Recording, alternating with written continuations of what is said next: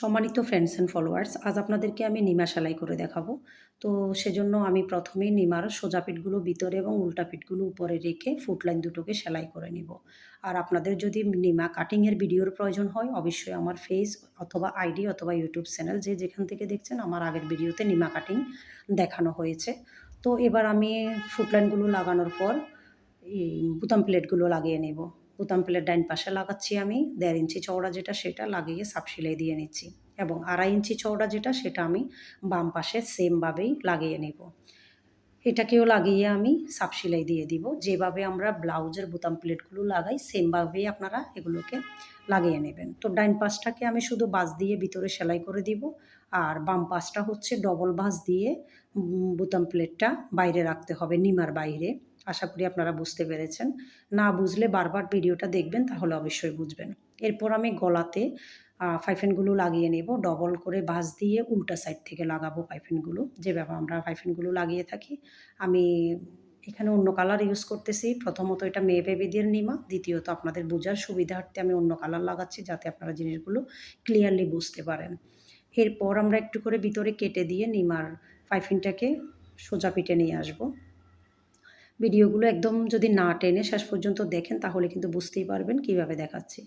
এই ভিতরের কাপড়টা যদি এদিকে দিয়ে সেলাই করেন, চ্যাপ্টা হয়ে যাবে। ভিতরের কাপড়টা লাল কাপড়ের দিকে রেখে সেলাই করলে কিন্তু নিমার পাইপিনগুলো গোল হয়ে অনেক সুন্দর হবে।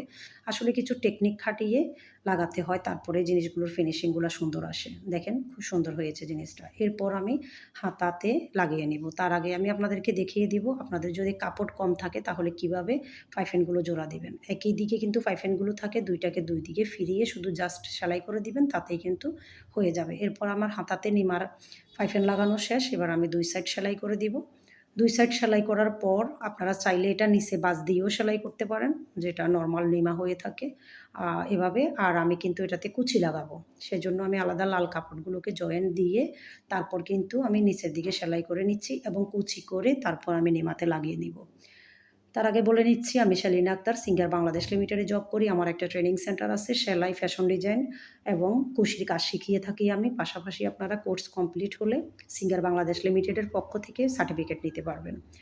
তাছাড়া আপনাদের যাবতীয় যত ড্রেস সেলাই করা লাগে, আমার কাছে আপনারা আসতে পারেন আমার ট্রেনিং সেন্টারে। এবং নেফি, নিমা, বেবি কাঁথা, সব ধরনের আঁচার, লেডিস সব আইটেম, এবং সুই ফিটা, সুটকি ফিটা, সাউলার সেমাই সব কিন্তু আমার একই পেজে আপনারা পেয়ে যাবেন।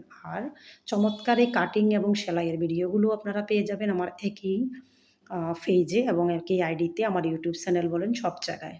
ধন্যবাদ সবাইকে ভিডিওটা শেষ পর্যন্ত না টেনে দেখার জন্য। এটাতে কিন্তু এখন বোতাম লাগালেই কিন্তু এটা একদম পারফেক্ট এবং রেডি।